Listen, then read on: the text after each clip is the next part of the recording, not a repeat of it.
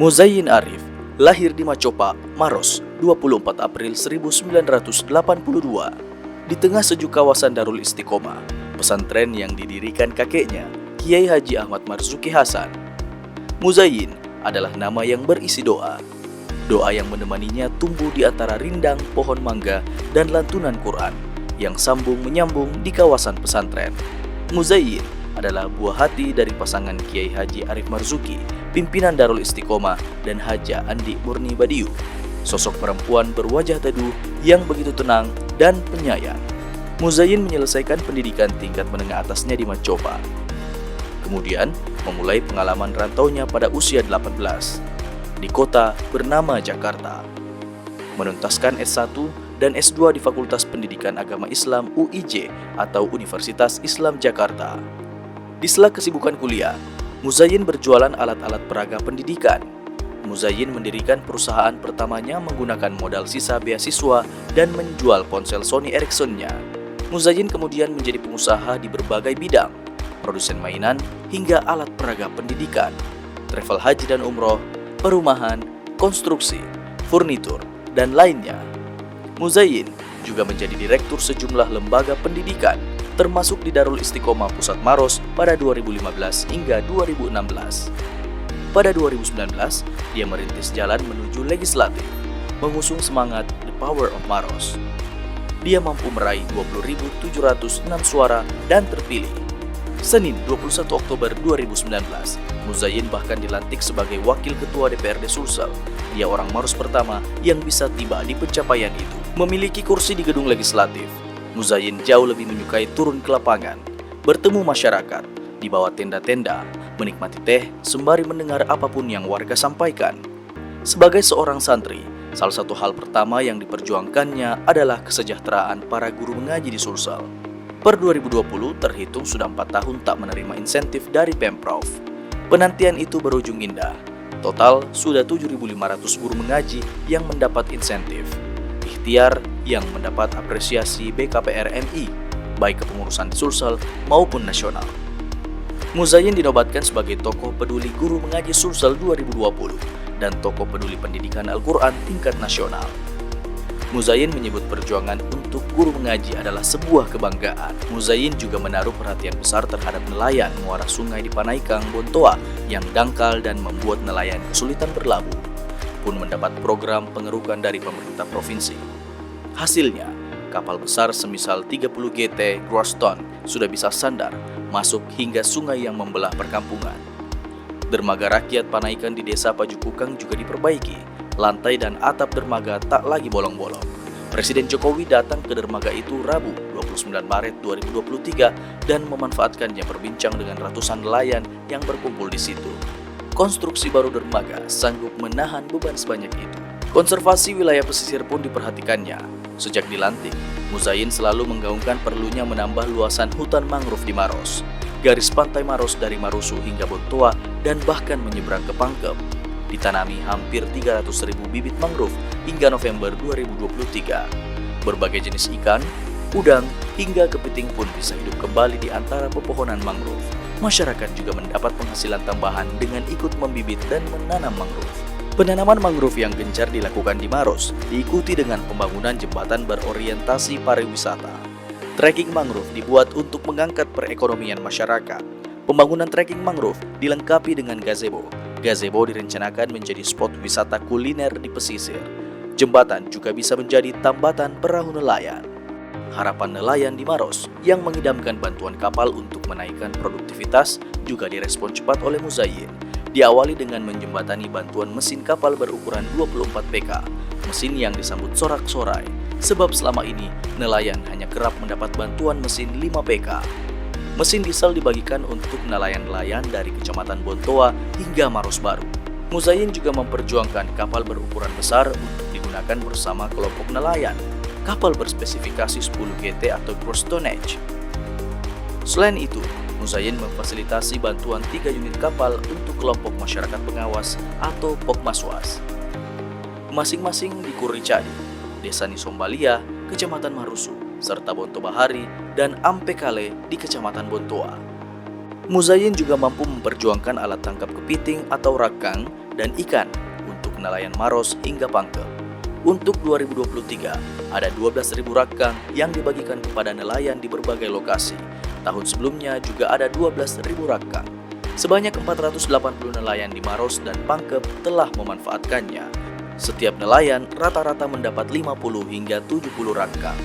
Muzayyin juga memperjuangkan solusi bagi sulitnya pupuk bagi petani. Hasilnya, pemerintah provinsi membagikan pupuk gratis.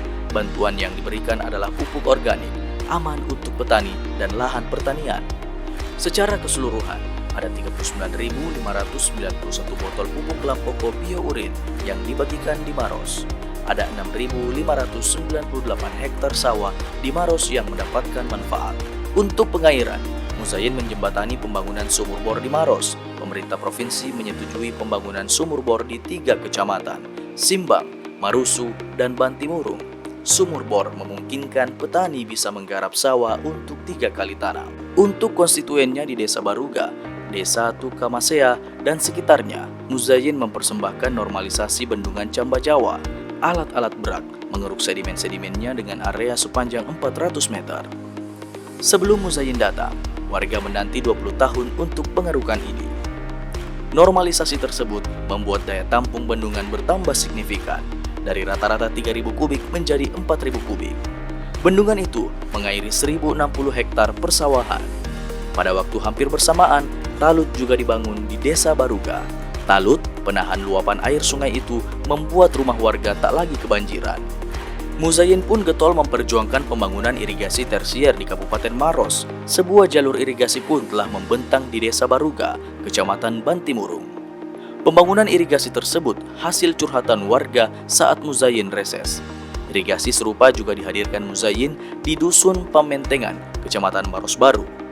Muzayyin berjanji akan terus menaruh perhatian pada sektor ini. Lahir dan besar di lingkungan pendidikan, Muzayyin menegaskan tidak boleh ada anak yang tak sekolah. Muzayyin memfasilitasi beasiswa untuk anak-anak Maros. Jika sulit diakomodasi di sekolah negeri, diarahkan ke sekolah swasta. Sekolah swasta yang dipilihkan pun bukan sembarang sekolah. Speedy misalnya, sekolah pertama di kawasan timur Indonesia yang dinobatkan sebagai Google Reference School. Anak-anak dari Tokobulu hingga Camba, Kabupaten Maros, mendapat kesempatan menimba ilmu di Speedy. Mereka dididik menguasai ilmu pengetahuan dan teknologi serta menjadi hafizah, penghafal Al-Quran. Muzayyin juga mendirikan sebuah sekolah khusus untuk menampung anak-anak dari keluarga tidak mampu, SMK Peradaban namanya. Seluruh siswanya mendapat beasiswa sampai lulus.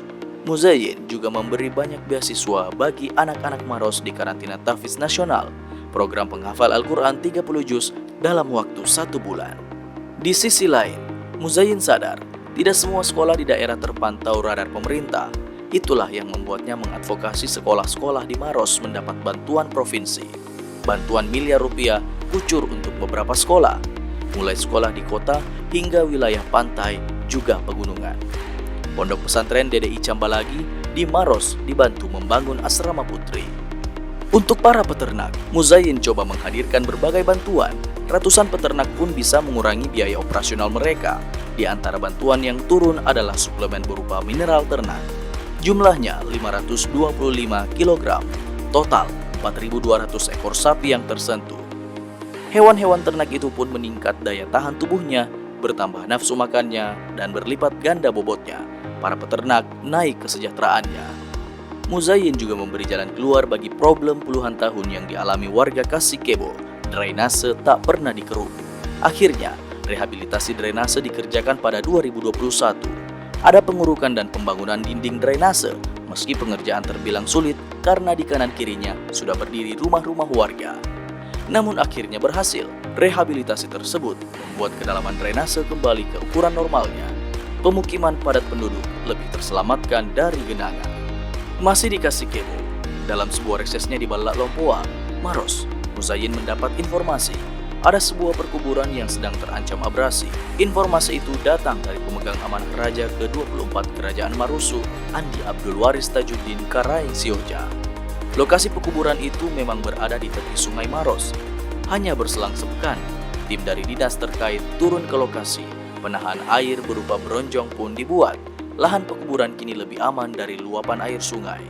Di bidang olahraga, Muzayyin mengambil peran membumikan kembali olahraga berkuda di Sulsel. Per 25 Januari 2022, Muzayyin dilantik sebagai Ketua Pordasi Sulsel. Pordasi yang vakum bertahun-tahun di Sulsel bangkit lagi. Muzayyin menyebut tidak sulit mencapai prestasi. Berkuda termasuk akar budaya Sulsel. Satu lagi, berkuda adalah sunnah Nabi Muhammad. Khusus di Maros, Muzayyin membuat gebrakan. Dia menyelenggarakan 8 festival berkuda hanya dalam 3 tahun. Muzayyin juga bertekad membawa atlet berkuda Sulsel bersaing di PON. Muzayyin juga berharap tumbuhnya kembali olahraga berkuda bisa berefek pada kemajuan ekonomi masyarakat. Selama menjabat Wakil Ketua DPRD Sulsel, Muzayyin pun tampil reguler di berbagai pemberitaan media. Muzayyin termasuk legislator yang vokal. Muzayyin kerap melontarkan saran dan bahkan kritik. Antara lain saat secara terbuka mengkritisi kebijakan gubernur soal pencairan TPP yang ditunda gara-gara vaksin COVID-19. Dia juga pernah cukup keras menyikapi potensi mangkraknya pabrik benih jagung di Pucak, Kabupaten Maros. Di era PJ Gubernur Sulsel Bahtiar Baharudin, Muzayyin meminta evaluasi kebijakan mutasi.